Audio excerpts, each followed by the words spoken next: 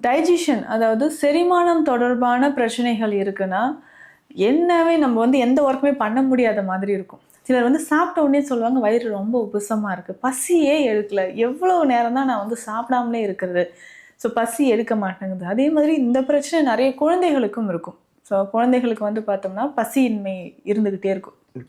என்ன காலையில் சாப்பிட்டாங்க அப்படின்னா பசிக்குதுன்னு என் குழந்தை சொல்லி நான் கேட்கவே இல்லை அப்படின்லாம் நிறைய பேரண்ட்ஸ் சொல்வீங்க. ஏன் இந்த பசியின்மை பிரச்சனை ஏற்படுது?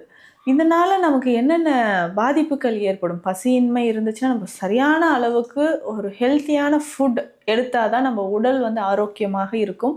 அந்த ஒவ்வொரு ஏஜுக்கும் ஏற்ற மாதிரியான ஒரு வளர்ச்சின்றது இருக்கும். உயரம், எடை இது எல்லாமே இன்க்ரீஸ் ஆகும்.